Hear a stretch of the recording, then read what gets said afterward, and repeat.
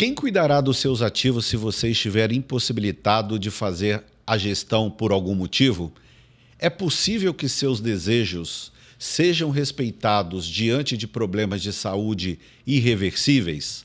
Saiba como assegurar o seu patrimônio nesses casos.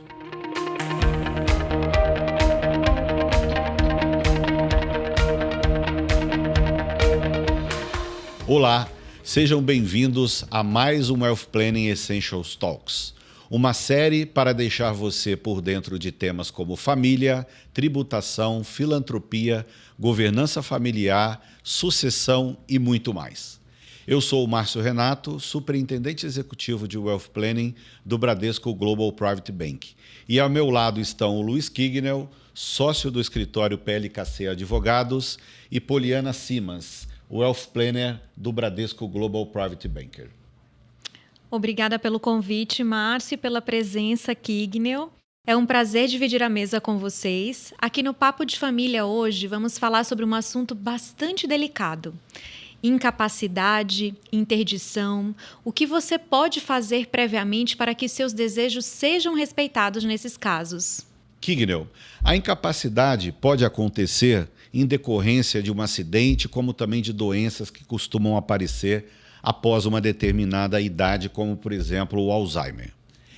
Muitas pessoas têm dúvidas de como pode ser feito para que suas vontades sejam respeitadas em momento em que elas não estiverem mais em plena capacidade mental para tomar as decisões das suas vidas.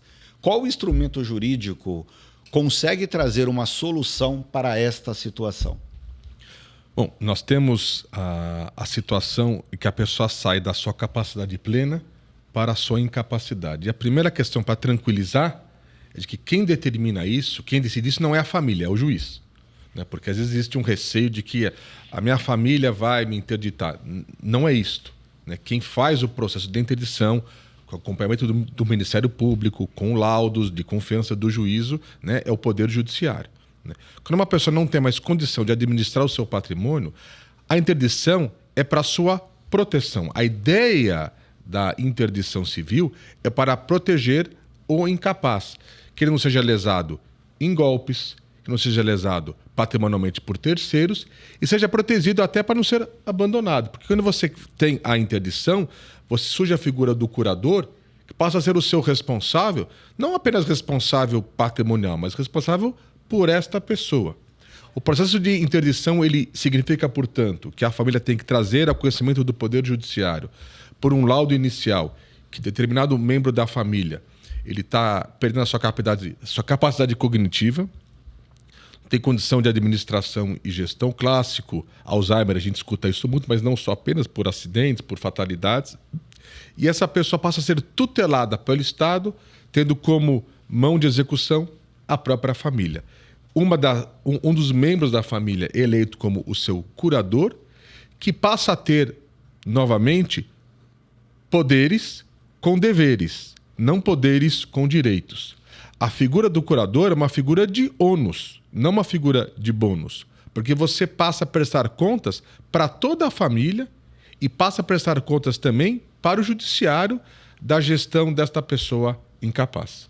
Kignel, e quais são os documentos que as pessoas podem utilizar, por exemplo, para prever uma situação como essa no futuro e já deixar endereçado como gostaria de ser tratada do ponto de vista médico, quem poderá fazer a gestão do patrimônio? Existe o ordenamento jurídico, né, traz soluções para essas preocupações?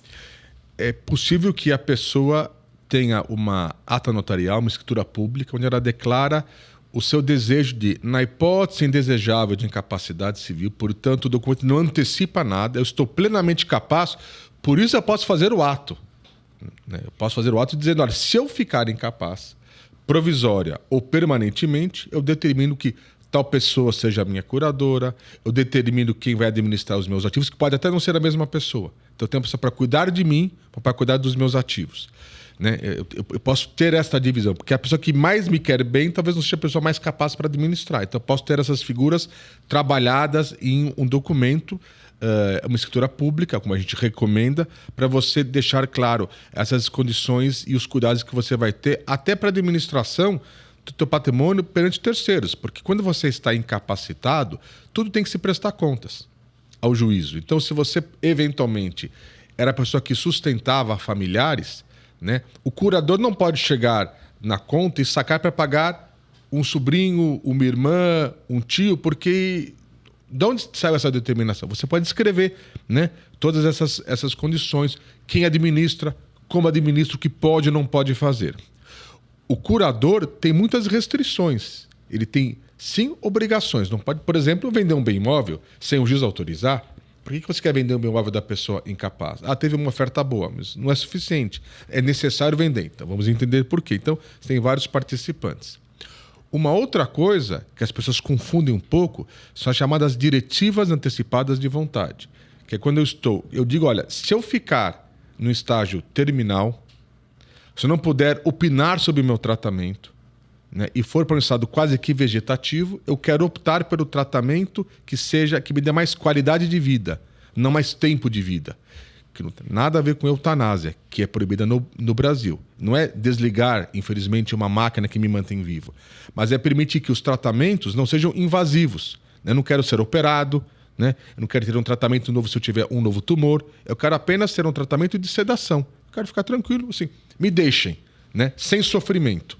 Não quero prolongar porque eu não volto mais para a minha capacidade. Então, pode ser feito um documento junto com ambos ou separadamente. E são documentos que requerem um convencimento da família de quanto isso é importante. Perfeito, Quignão. Quignão, uma questão sempre muito presente está relacionada à preocupação dos filhos em relação à perda da saúde mental dos pais. Os filhos podem, por iniciativa própria, propor uma medida de interdição dos pais? Os filhos podem fazer isso, aliás, são obrigados a fazê-lo, em proteção aos pais, se o pai estiver correndo, ou a mãe, um risco de dilapidação de patrimônio. Porque, por exemplo, o que acontece, talvez com pessoas de mais idade, ou com Alzheimer, ou com senilidade, né? Então ele pede para alguém que está perto, você pode ir lá me comprar um pão? Dá R$100 e não volta, né? Eu queria ir até o banco, vamos lá sacar R$5.000. Ele saca R$5.000, mas ele não sai de casa. Por que você está no banco sacando R$5.000? Pai, mãe, por que você foi no banco sacar R$5.000 por dia? Você não sai de casa. Não, ele não entende, ele perdeu a noção. Então ele está sendo lesado por alguém. Então os filhos tomam esta iniciativa, né, em proteção aos pais. Não é cercear, é proteger. O que existe hoje, sabiamente, na lei, né, é o termo de decisão apoiada, que vem antes da interdição, que é uma figura nova e muito bacana no direito brasileiro, onde a pessoa que está sentindo a sua incapacidade chegar, mas não está incapaz, ela elege os chamados apoiadores. Então eu tenho ou uma doença cognitiva que me permite ter discernimento de algumas coisas, não, mas de tudo, eu estou sentindo que eu posso ser lesado, eu quero escolher quem vai me proteger, então eu não estou incapaz ainda, eu tenho uma certa autonomia. Eu tenho uma autonomia, mas ela é limitada. Eu não consigo mais entender números.